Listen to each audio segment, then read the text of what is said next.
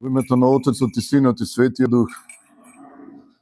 Еве, во оваа недела, во која што заедно со сите вас ја споделувам мојата лична радост од поканата да бидам дел од оваа света божествена литургија. Ја користам најпрвин прилика да вам се заблагодарам на неговото високо преосвештенство, митрополитот Јован, за љубовта искажана преку оваа покана, за денеска да можеме заедно со вас да благословиме почетокот на оваа литургија. И ете, денес имавме можноста во Евангелието да чуеме за еден стотник и за верата негова, што ќе стане пат по кој што треба и ние да чекориме, за да можеме да стигнеме до Царството Небесно. Имено во денешното Евангелие чувме како еден стотник приоѓа кон Христа и го замолува да го излечи неговиот слуга. Преку оваа реченица што искажува, кога го замолува Христа да дојде и да го излекува неговиот слуга, гледаме во ликот на овој стотник едно братолюбие, една грижа за ближниот и што е уште поважно, грижа за најмалиот. Затоа што овој бил мал, затоа што бил негов слуга.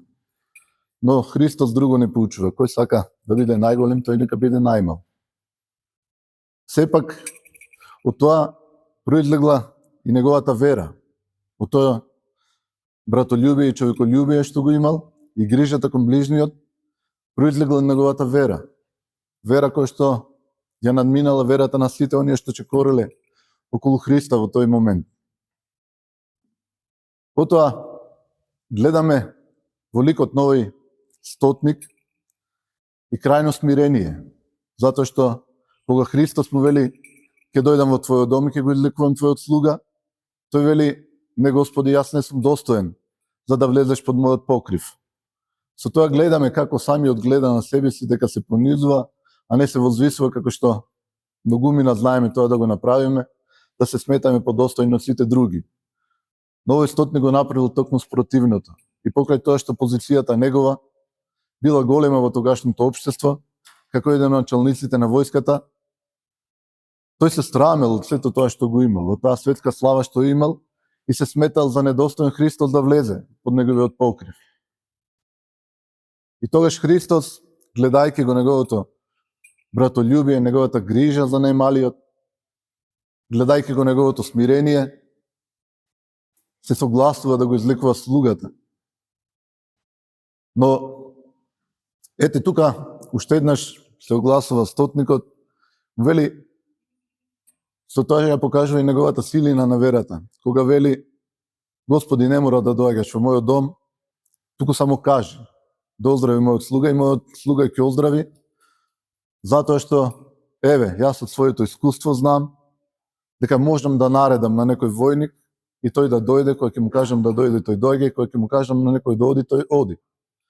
Христос тука уште еднаш, гледајќи ја сите овие три добродетели што ги има овој стотник, им вели на оние што се околу него: ваква вера не најдов.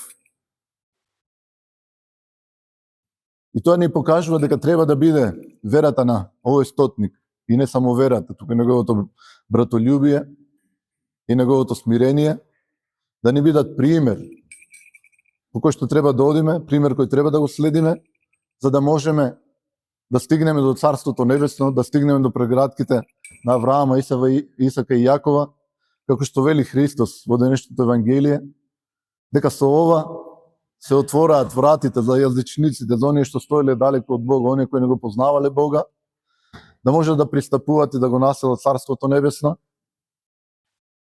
И ете, тоа се обистинило мислите овие 20 века на црквата, затоа што многу народи кои стоеле многу далеко од Бога, кои никогаш немале ни чуено за Бога, кои биле многу босци и пагани и идолопоклоници, поучувајќи се на овој пример и на примерите на сите оние луѓе што го посведочиле Христа во својот живот, го исчекориле патот кон Царството Небесно и се населиле во Царството Небесно.